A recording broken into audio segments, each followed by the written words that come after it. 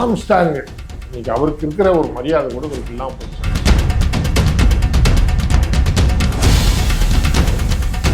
மக்கள் திமுக என்ற கட்சியை இன்னும் வைத்திருக்க வேண்டுமா இல்லை தூக்கி எறிய வேண்டுமான்னு ஒரு முடிவெடுக்க வேண்டிய தேர்தலாக 2026 தேர்தல் கண்டிப்பாக.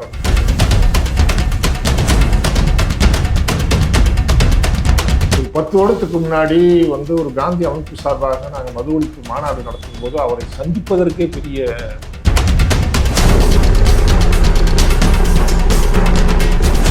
என்ன கிண்டலா உங்களுக்கு? தமிழ் மக்கள் முட்டாள் நினைச்சுட்டீங்களா?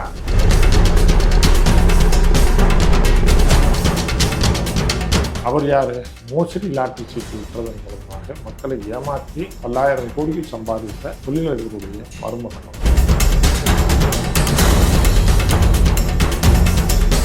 தொல் திரும்பவே தன்னை ஒரு ஜாதி கட்சிக்குள்ள அடைக்காதீங்க.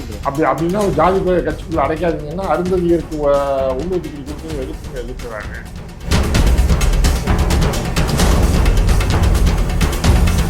தமிழகம் நேயர்களுக்கு இனிய வணக்கம்.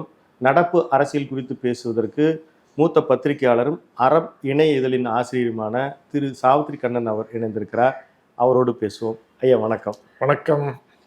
நம்ம நடப்பு அரசியலில் இன்னைக்கு நம்ம அதிகமாக விடுதலை சிறுத்தைகள் மற்றும் திமுகவினுடைய சில கூட்டணி உரசல்கள் பற்றி பேசலான் இருக்கோம். அதில் என்னுடைய முதல் கேள்வி அவங்க மதுவிலக்கு மாநாடுன்னு அவர் ஒரு துவங்கினார். இதில் அதிமுகவும் கலந்துக்கலாம் அப்படின்னாரு. அப்புறம் போய் திமுகவை தலைவர் திரு மு.க. ஸ்டாலின் முதலமைச்சரை போய் சந்திச்சுட்டு வந்ததுக்கு பிறகு இது மத்திய அரசு இது குறித்து ஒரு கொள்கை வடிவத்தை ஏற்படுத்தணும் அப்படின்னு சொன்னார். இதற்கு பிறகு ஊடகங்கள் ஏன் இதை பற்றி அதிகமாக விவாதிப்பதே இல்லை? மதுவிலக்கை பற்றி யாருமே, எல்லா கட்சிக்கும் தமிழ்நாட்டில் இப்படி ஒரு கொள்கை இருக்குது, எந்த யூடியூபாவது அவர் தெளிவாக சேட்டலைட் டிவியாவது இதை பற்றியெல்லாம் பேசுகிறாங்களா அப்படின்னு அவர் எடுத்திருக்கிற இந்த மதுவிலக்கு ஸ்டாண்டை நீங்கள் எப்படி பார்க்குறீங்க? சார், அவர் பொது வாழ்க்கைக்கு கிட்டத்தட்ட 40 வருஷம் ஆயிடுச்சு. அவர் கட்சி 1990 இறுதியில் தான் ஆரம்பித்தார். அவருடைய கட்சின்னு எடுத்துக்கிட்டிங்கன்னா ஒரு 25-26 வருட கட்சி. இப்போ நம்ம என்ன பார்க்குறோம்னா, அவரே இதை பேசலை. ஒரு நாள் அவர் தான் பேசியிருக்கணும். ஏன் அவர் பேசியிருக்கணும்னா, அடித்தள மக்கள், தலித் மக்கள் தான் இது ரொம்ப பேரழிவை சந்தித்து கொண்டிருக்கிறார்கள். சரிங்களா? அவர் எந்த சாதியை பிரதிநிதித்துவப்படுத்துகிறார்களோ அந்த சாதியை சேர்ந்த பெண்கள் பல லட்சக்கணக்கான பெண்கள் விதவைகளாக இருக்காங்க. ஒரு 10 வருடத்துக்கு முன்னாடி ஒரு காந்தி அமைப்பு சார்பாக நாங்கள் மது ஒழிப்பு மாநாடு நடத்தும் போது அவரை சந்திப்பதற்கே பெரிய ஒரு கஷ்டப்பட்டு தான் அவர் அப்பாயின்மெண்ட் கொடுத்தார். ரொம்ப தயங்கி தான் வந்தார். இது ஒரு நிதர்சனம். சரிங்களா? ஏன்னா அவர் இதை முன்னாடியே பேசியிருக்கணும். எப்போ பொது வாழ்க்கையில் அடி எடுத்து வச்சாரோ அப்பவே பேசியிருக்கணும். இன்னைக்கு பேசுகிற வரைக்கும் சந்தோஷம், வரவேற்கலாம். ஆனால் அந்த பேச்சில் உறுதிப்பாடு இருக்கா, ஒரு தெளிவு இருக்கா அப்படின்னா எந்த தெளிவும் கிடையாது, எந்த உறுதிப்பாடும் கிடையாது. ஏன்னா நீங்கள் ஒரு மதுவிலக்கு மாநாடு நடத்துறீங்கன்னா இந்த மதுவை வளர்த்தெடுத்து பெரிய ஆலமரமாக உருவாக்கி இருக்கிற அதிமுக திமுக கட்சி எப்படி நீங்கள் மேலே கூப்பிடுவீங்க? அவங்க தானே இந்த மது கலாச்சாரத்தையே தமிழ்நாட்டில் அரசாங்க அதிகாரத்தோட கலெக்டர்லாம் விரட்டி வேலை வாங்கி ஏன் அங்கே விற்பனை குறையுது, இங்கே விற்பனை குறையுது? கலெக்டர்களை இதுக்காக மக்கள் வரிப்பணத்தை நீங்கள் அவங்களுக்கு சம்பளம் கொடுத்துட்டு இருக்கீங்க. இது மாதிரியான தவறுகளை எல்லாம் திமுக அதிமுக செய்யும்போது வேடிக்கை பார்த்து கொண்டிருந்தவர் தான் திருமாவளவன். இன்னைக்கு அவங்களே வாங்க, மேடைக்கு வாங்க, சும்மா 4 பேசிட்டு போங்க, இது என்ன கிண்டலா உங்களுக்கு? இதெல்லாம் தமிழ் மக்கள் முட்டாள் நினைச்சிட்டீங்களா? யார் மது ஒழிப்புல தீவிரமாக ஈடுபட்டுக்கிட்டு இருக்காங்கன்ட்டு அவருக்கு லிஸ்ட்டு தெரியுமா உங்களுக்கு? தமிழ்நாட்டில் இதுக்காக தொடர்ச்சியாக பேசிக்கிட்டு இருக்கவங்க, எழுதிக்கிட்டு இருக்கவங்க யாரு, களம் கண்டுக்கிட்டு இருக்கவங்க யாரு? அவங்கள அழைச்சி நீங்கள் பேசணும். அகில இந்திய அளவில் மேதாபத்திர அழைக்கணும், ஏன்னா காந்தி அமைப்புகளை அழைக்கணும். அதை விட்டுட்டு நீங்கள் யாரை இந்த கலாச்சாரத்தில் ஆதாயம் அடைஞ்சிக்கிட்டு இருக்காங்களோ அவங்கள வச்சு நீங்கள் மேடையில் பேசுங்கன்னா அதை விட பெரிய கேலி குத்தி எதுவும் கிடையாது. ரெண்டாவதாக இப்போ ஸ்டாலின் கூப்பிட்டு பேசுகிற உடனே ட்ராக்கை மாத்துறாரு. மத்திய அரசு பண்ணணும் அப்படின்ற மாதிரி பண்ணாதுன்னு தான் தெரியுமே. நீ சரியா இருந்தாலும் நான் சரியா இருப்பேன்னு சொல்லிக்கிட்டு இருந்தா நீங்க சொல்லிக்கிட்டே இருக்க வேண்டியதுதான். நம்மை நாம் சரிப்படுத்திக் கொள்ள வேண்டும். அதானே முறை.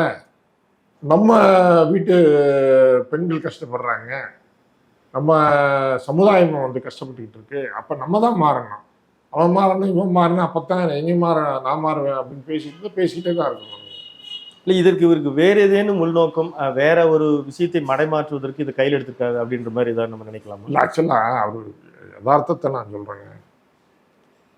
வேறு எந்த ஆட்சியை காட்டிலும் இந்த ஆட்சியில் இவர் ரொம்ப அடக்கி வைக்கப்பட்டிருக்கார். இவர் தலித் மக்கள் பாதிக்கப்படும் போது அதை பேசக்கூட முடியாதவராக இருக்கார். தமிழ்நாட்டினுடைய பல முக்கியமான கோயில்களில் இன்னைக்கும் தலித் மக்கள் கோயிலுக்குள்ள நுழைய முடியாத சூழல் இருக்கு. உயர்சாதி ஆதிக்கம் இருக்கு. இந்த அறநிலைத்துறை ஆட்சியின் கீழ் இருக்கக்கூடிய கோயில்கள்லேயே அந்த நடைமுறை இருக்கு. அதை எதிர்த்து பேச முடியாதவராக இருக்காரு. அதை எதிர்த்து பேசக்கூடியவர்கள் கம்யூனிஸ்டுகள் பேசுறாங்க, தீண்டாமை ஒழிப்பு முன்னணி பேசுது, அவங்க களம் காண்றாங்க. இவர் வேடிக்கை பார்த்துக்கிட்டு தான் இருக்காரு. ஸ்டாலின் கோச்சுக்கு வரன்ற பயம். 4 எம்எல்ஏ சீட்டு வேணும், 2 எம்பி சீட்டு வேணும். இதுக்காக வாயை பொத்திக்கிட்டு இருக்கிறாரு. தமிழ்நாட்டினுடைய ஏராளமான பிரச்சனைகள், வேங்கைவயல் தொடங்கி கள்ளக்குறிச்சி தொடங்கி ஏராளமான பிரச்சனைகள்ல ஆளும் கட்சி தான் தவறு பண்ணுது. ஆளும் கட்சி தான் குற்றவாளிகளை காப்பாற்றுது. அதை தட்டி கேட்க முடியாதவராக இருக்காரு. சரிங்களா? ஆம்ஸ்டாங் இன்னைக்கு அவருக்கு இருக்கிற ஒரு மரியாதை கூட இவருக்கு இல்லாமல் போயிடுச்சு அந்த சமூகத்தில். அதுதான் உண்மை. இவர் ஆளுங்கட்சிக்கு பூஜா தூக்கிட்டு இருக்காருன்ற அந்த கோபம் அந்த சமுதாயத்தில் மேலெழுந்து வரும்போது இப்படியே பேசி பேசி பேசி, அதாவது இப்போ அவர் உறவை முறிச்சிக்க மாட்டார். ஏன் முறிச்சிக்க மாட்டாருன்னா, இன்னும் கிட்டத்தட்ட 2-2.5 வருஷம் இருக்கு உங்களுடைய ஆட்சி. இந்த 2 வருஷத்துல எவ்வளோ பலாபலன்களை பெற வேண்டுமோ, எவ்வளோ சிபாரிசுகள் மற்றும் விஷயங்களை நிறைவேற்றிக்க முடியுமோ அதை இழந்து விடக்கூடாது. எங்களுக்கு எதுவுமே கடைசி 6 மாசம் அதிமுகவுக்கு தாவலாமான்னு யோசிப்பார். இல்லை தங்களுக்கு எதுவுமே செய்யறதில்ல. எங்கள் கட்சி கொடிகளை கூட இப்போ நடுவதற்கு ஆளும் அரசு தடையா இருக்கு. இந்த மாதிரி விஷயத்து தானே அவங்க வெளியில கட்சி கூட்டங்கள்ல இதுல எல்லாம் அதானே அதிகமா சொல்றாங்க. அப்போ நீங்க கூட்டணி வச்சுக்க எம்எல்ஏவா ஜெயிச்சு வருவீங்க, எம்பியா ஜெயிச்சு வருவீங்க. அதுக்கப்புறம் மக்கள் பிரச்சனை பேச ஆரம்பிச்சிருக்கீங்க. எது உங்களை தடை வந்துச்சு? அவருடைய குரல் ஒடுக்கப்பட்டிருக்கிறது அப்படின்ற வெளிப்பாடா ஆதவ அர்ஜுனான்னு அவர் கட்சியினுடைய துணை பொதுச் செயலாளர் இந்த ஜனவரி மாதத்துல தான் அவரும் கட்சியில இணைகிறார். உடனே அவர் துணை பொதுச் செயலாளராக இருக்கார். அவரும் ஒரு அரசியல் வியூக வகுப்பாளராக தன்னுடைய பயணத்தை தொடங்கி இந்த கட்சியில் சேர்ந்திருக்கிறாரு. அவர் தொடர்ச்சியா இப்போ பேசக்கூடிய விஷயங்கள் அந்த கட்சியில இருக்கிறவங்களே ஒரு அதிர்வோட அதை பார்க்குறாங்க. சிந்தனை செல்வன்லாம் ஒரு கோழியினுடைய முட்டை முத நாளும் வந்துடக்கூடாது, அதுக்கு அடுத்த நாளும் வந்துடக்கூடாது, மிக சரியான நேரத்தில் தான் அது உடைபடணும், இப்படி பேசக்கூடாதுன்னு அட்வைஸ் பண்ணுறாரு. அதில் குறிப்பாக 4 வருஷத்துக்கு முன்னால் சினிமாவில் நடிச்சிட்டு இருந்தவங்கலாம் ஒரு துணை முதலமைச்சருக்கு ஆசைப்படுறாங்க. என் தலைவர் 40 வருஷத்துக்கு மேலே இருக்கிறாரு, வரக்கூடாதா அப்படின்ற இந்த கருத்து, இந்த உரசலை நம்ம எப்படி எடுத்துக்கலாம்? அவங்க இது எப்படின்னு கேட்டிங்கன்னா, திருமாவளவன் இருக்காருல்ல, அவர் இப்படித்தான் ரவிக்குமாரை பேச வச்சார் ஒரு காலகட்டத்தில். ரவிக்குமார் பெரியாரை மிக கடுமையாக தாக்கி பேசிக்கிட்டு இருந்தார். பெரியாரை தமிழின விரோதியாகவும், ஒடுக்கப்பட்ட மக்கள், தாழ்த்தப்பட்ட மக்களுடைய எதிரியாகவும் சித்தரித்து நிறைய எழுதினார், நிறைய பேசினார். இப்போ திராவிட இயக்கங்கள்லாம் கொந்தளிச்சது. அப்போ கண்டுக்காமல் அது அவருடைய கருத்தை தவிர என்னுடைய கருத்து இல்லை அப்படின்னு சொல்லி சமாளித்தார். அப்போ ஏன் அந்த மாதிரி ரவிக்குமாரை பேச வச்சாரு? அது மூலமாக பெற்ற பலன்கள் என்ன? யாரோட நெருக்கமாறதுக்காக அந்த மாதிரி பேசுனாங்க? யாரோடைய நன்மதிப்பை பெறுவதற்காக அந்த மாதிரியான ஒரு ஸ்ட்ராட்டஜி எடுத்தாங்க? இன்னைக்கு பெரியாரை தூக்கி பிடிக்கிறீங்க, சனாதன தர்மத்தை எதிர்க்கிறீங்க. ஏன்னா இப்படி ஒரு தோற்றத்தை நீங்கள் ஒரு தோற்றம் காட்டுறீங்க. சரி, உங்களுடைய சனாதன எதிர்ப்பு, உங்களுடைய பிஜேபி எதிர்ப்பு என்ன எந்த அளவுக்கு உண்மையானது அப்படின்னா, நிச்சயமாக சொல்கிறேன், இது உண்மையான ஒரு எதிர்ப்பாக இருக்கிறதுக்கு வாய்ப்பு இல்லை. ஏனென்றால் கடந்த காலத்தில் அவருடைய வரலாறை எடுத்து பார்த்தோம்னால், அவர் அந்த மாதிரி ஒரு உறுதியான நிலைப்பாடு கொண்டவர் அல்ல. அவருக்கு ஆதாயம், பதவி ஆதாயம் ஏதாவது கிடைக்கிறது என்றால் அந்த பதவிக்காக அவர் ஒரு ஸ்டாண்ட் எடுத்து மாறுவார், அதுக்கான ஒரு நியாயங்களை பேசுவார். அதனால அவர் இன்னைக்கு சனாதன எதிர்ப்பு பேசினாலும், இன்னைக்கு பிஜேபிக்கு அதிகமாக கொத்தடிமையாக இருந்து பிஜேபியினுடைய அனைத்து அஜெண்டாக்களையும் நிறைவேற்றி தரக்கூடிய திமுகவை எதிர்த்து, திமுகவை கண்டித்து அது தவறு என்று ஒரு வார்த்தை கூட சொல்லவில்லை. தேசிய கல்வி திட்டம் அமல்படுத்தப்படுகிறது. பன்னாட்டு தொழிற்சாலைகள் இங்கே வந்து 12 மணி நேரம் வேலை வாங்குறாங்க. ஏன்னா தொழிற்சங்க உரிமைகள் வந்து மீறப்படுது. விவசாயினுடைய நீர்நிலைகளை ஆக்கிரமித்து நிலத்தை பிடுங்குறாங்க. எதுக்குமே வந்து திருமாவளவன் பேசலை. எல்லாமே பிஜேபியோட அஜெண்டாவை தான் திமுக இங்கே நிறைவேற்றிக்கிட்டு இருக்காங்க. அவ்வளவையும் அதானிக்கு வந்து எல்லா இடங்களையும் திறந்து விட்டுருக்காங்க. பழவேற்காடாக இருக்கட்டும், தமிழகத்தினுடைய மின் வாரியத்துக்கு வந்து அதானி கிட்ட தான் பல மடங்கு அதிகமாக கொள்முதல் பண்ணுறாங்க. அரசாங்கம் உற்பத்தி பண்ணக்கூடிய மின்சாரத்தினுடைய இது யூனிட் வந்து 2000 ரூபா 3 ரூபான்னா அவர்கிட்ட 17 ரூபா கொடுத்து வாங்குறாங்க அதானி கிட்ட. வந்து 1.5 லட்சம் கோடி வந்து மின் வாரியம் வந்து நஷ்டத்தில் இருக்கு. இப்படி வந்து இது எதையுமே வந்து திருமாவளவன் கேள்வி கேட்டிருப்பாரா? கேட்கல. திமுகவும் பிஜேபியும் வேறு வேறு இல்லை, வேறு வேறு முகங்களை கொண்ட ஒட்டுண்ணிகள் தான் 2 பேரும். சரிங்களா? அதையே தட்டி கேட்காம தான் இருக்கிறாரு. அப்ப இவங்க எல்லாருமே வந்து அதிகாரத்துக்காக சமரசம் செய்து கொள்பவர்களை தவிர மக்கள் நலன் சார்ந்தவர்கள் இல்லவே இல்லை. அதுதான் யதார்த்தம். அப்படி பார்க்கும்போது நீங்க வந்து ஒரு பெரிய நம்பிக்கை வரமாட்டேங்குது. ஏன்னா இந்த மது ஒழிப்பு மாநாடாக இருக்கட்டும், இவர் பேசுகிற சனாதன எதிர்ப்பாக இருக்கட்டும், இதெல்லாமே வந்து நம்மளை வந்து ஈர்த்து கவனப்படுத்தக்கூடிய ஒரு அம்சமே தவிர அதற்கு மேலே அவர்கிட்ட வந்து அதில் எந்த செயல் திட்டமும் கிடையாது, எந்த நேர்மையான ஒரு தொலைநோக்கு பார்வையும் கிடையாது. நேரடியாக திரு ஆதவ அர்ஜுன் அவர்கள் வந்து அவருடைய கோர் பாயிண்ட் எல்லாம் நேரடியாக வந்து திரு உதயநிதியோ திரு ஸ்டாலினையோ குறித்து பேசுவார். எங்கள் தலைவர் வந்து எந்த துண்டுச்சீட்டும் இல்லாமல் 2 மணி நேரம் பேசுவார். இவர் நடிச்சிட்டு இருந்தாரு, திடீர்னு துணை முதலமைச்சருக்கு வந்து அமைச்சராக இருக்காரு. இது மாதிரியான கருத்துக்கள் அவர் நிறைய சொல்வது வந்து ஒரு இணக்கமான, அதுவும் நீங்கள் ஒடுக்கப்பட்டு இருக்கிற, அவர் குரல் ஒடுக்கப்பட்டு இருக்கிறதா சில சொல்லப்படக்கூடிய திருமா அந்த வழி வந்தவர்கள் பேசாத சில கருத்துக்கள் கூட நேரடியாக திமுகவின் தலைமையை நோக்கி அவர் பாய்வது, அதில் ஏதேனும் வேற அஜெண்டா இருக்குன்னு நினைக்கிறீங்க? நிச்சயமாக. அதாவது இந்த மாதிரி வந்து பேசுவதன் மூலமாக அவர் பேசுறது கருத்து வந்து நியாயமான கருத்து, அதில் ஒன்றும் மாற்று கருத்தே கிடையாது. அவர் சொல்றதுல எல்லாமே உண்மைதான் இருக்கு, அதில் ஒன்றும் மாற்று கருத்து கிடையாது. ஆனால் சொல்லக்கூடிய நபர் அவர் யாரு?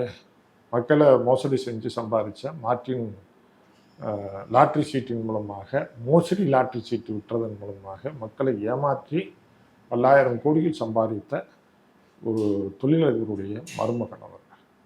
ஏன்னா இந்தியாவில் உள்ள அனைத்து கட்சிகளுக்கும், எல்லா மாநிலத்தை சேர்ந்த அனைத்து கட்சிகளுக்கும் பணம் கொடுத்துருக்குறாங்க இவங்க. திமுகவுக்கே பல 100 கோடி இவங்க வந்து நன்கொடை கொடுத்துருக்குறாங்க. பிஜேபிக்கும் பல 100 கோடி நன்கொடை கொடுத்துருக்குறாங்க. ஒரு எத்திக்ஸ் இல்லாத ஒரு தேர்தல் பத்திரங்களில் கூட அவங்க பெயர் வந்துச்சு. சரிங்களா? இப்போ இவங்க இல்லீகல் ஆக்டிவிட்டீஸ்க்கு ஒரு அங்கீகாரம் வேண்டும் என்பதற்காக இவர் வந்து முதல்ல திமுகவில் சேர்றதுக்கு முயற்சி பண்ணார். அவங்க இடம் கொடுக்கல. சபரீசனுக்கு மிக நெருக்கமாக இருந்தார். இந்த தேர்தலில் வந்து வியூகம் வகுத்து கொடுத்ததெல்லாம் அவர் தான். டாஸ்மார்க்கில் எப்படி எப்படிலாம் வந்து இப்போ பணம் சம்பாதிக்கலான்னு திட்டம் போட்டு கொடுத்தது அதுதான். அந்த திட்டத்தை வாங்கி அவங்க செந்தில் பாலாஜிக்கு கொடுத்துட்டு இவர் ஓரம் கட்டிட்டாங்க.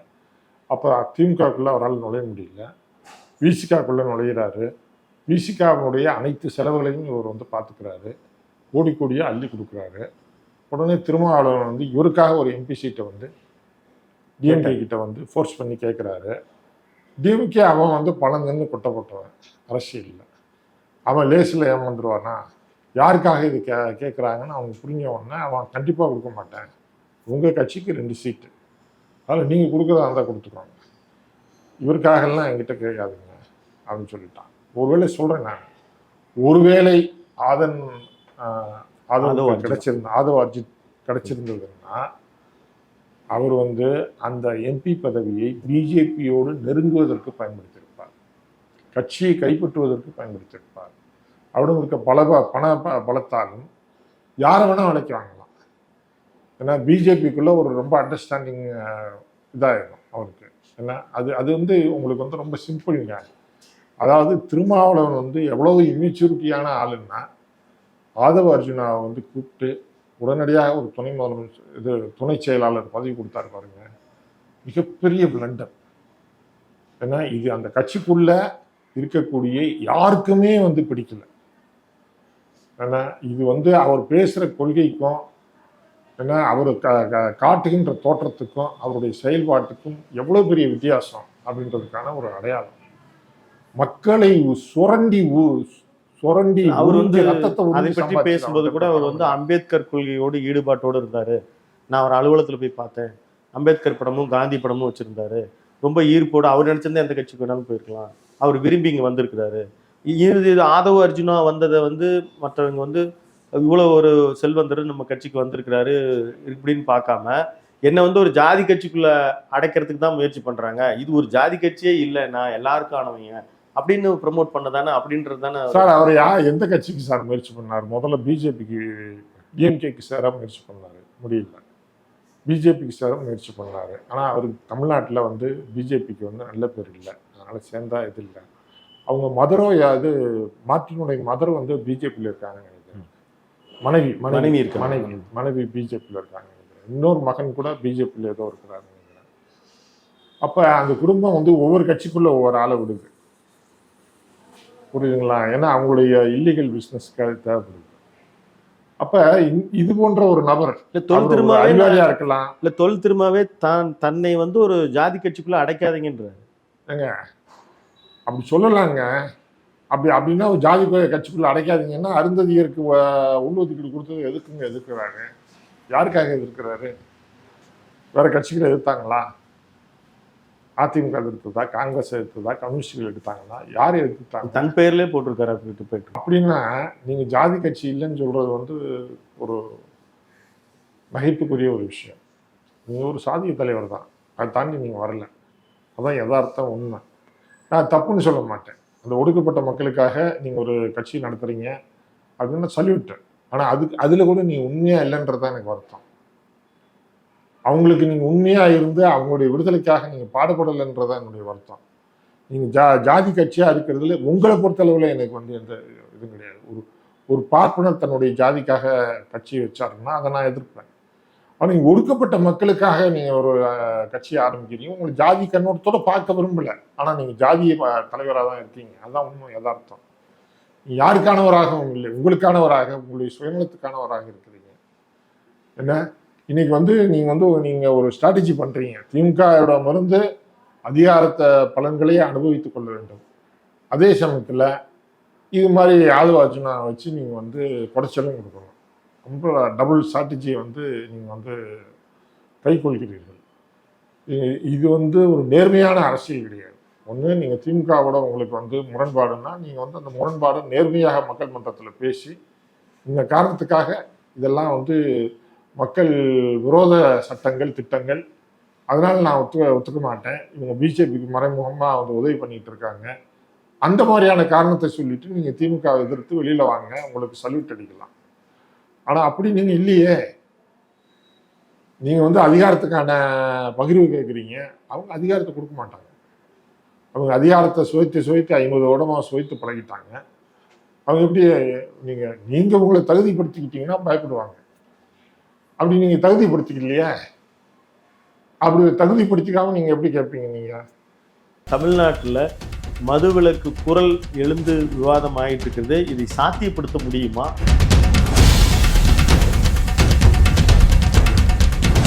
செந்தில் பாலாஜி மாதிரியான யங்ஸ்டர்ஸ் கிட்ட ஸ்டாலின் பேரம் பேசணும்.